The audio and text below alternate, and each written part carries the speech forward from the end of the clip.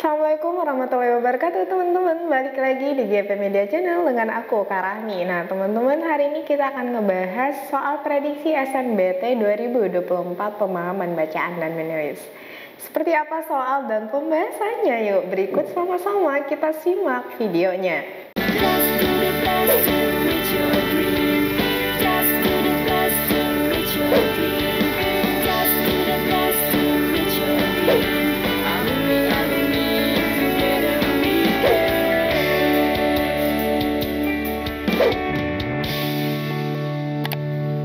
Kapan lagi kamu bisa ikutan tryout UTBK gratis di GP Media kalau bukan sekarang? Ikuti syaratnya dan kirim bukti screenshot di gpmedia.id ya, jangan sampai ketinggalan. Buat kalian yang lagi cari tryout SNBT dan ujian mandiri untuk masuk PTN, kita punya solusinya.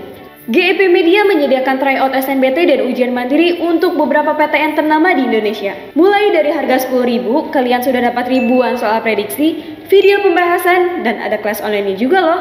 Yuk daftar sekarang! Langsung kita bahas penggunaan tanda koma yang salah terdapat pada kalimat. Nah, berarti kita cek dari kalimat 1 sampai 7 untuk penggunaan tanda koma yang salah. Oke, di kalimat 1 di sini penggunaan tanda komanya sudah tepat gitu ya. Disebutkan di sini berdasarkan titik-titik organisasi pariwisata dunia, Perserikatan Bangsa-Bangsa, pada tahun 2022 pendapatan negara-negara yang concern terhadap isu pariwisata dapat mencapai puluhan hingga ratusan miliar dolar. Nah, jadi di sini menggunakan tanda koma ya Kak. Nah, di sini kita memisahkan anak kalimat dengan induk kalimat seperti itu. Jadi ini sudah tepat penggunaan tanda komanya. Oke, kita cek kalimat 2. Amerika Serikat menempati peringkat pertama dengan 132 miliar, maksudnya US dollar. Spanyol 73 miliar US dollar, Inggris 68 miliar US dollar, kemudian sampai Jerman di sini 32 miliar US dollar. Jadi di sini untuk penggunaan tanda komanya sudah tepat karena dia memuat perincian gitu ya, untuk memisahkan perincian. Kalimat 3, kita cek di sini katanya berdasarkan data dari Kemenparekraf, per September 2023, partisipasi pariwisata terhadap produk domestik bruto atau PDB Indonesia sebesar 3,83%. Nah, di sini penggunaan tanda komanya salah pada saat penulisan 3,83%. Jadi ingat teman-teman, penulisan tanda koma dalam sebuah narasi jangan menggunakan tanda koma tapi menggunakan tanda titik gitu ya. Seharusnya penulisan yang tepat itu adalah 3,83 yang tepat. Jadi menggunakan tanda titik untuk menunjukkan koma gitu ya, bukan menggunakan tanda koma karena ini bentuknya dalam suatu narasi. Jadi ini salah, tanda komanya seharusnya menggunakan tanda titik. Jadi penggunaan tanda koma yang salah ada pada kalimat ketiga. Untuk kalimat lainnya berarti bisa kita pastikan sudah tepat ya. Di kalimat 4-nya di sini sudah tepat penggunaan tanda komanya. Kemudian di kalimat 5 juga, begitu juga dengan kalimat yang 6 sebelum kata yakni dan sebelum kata maka.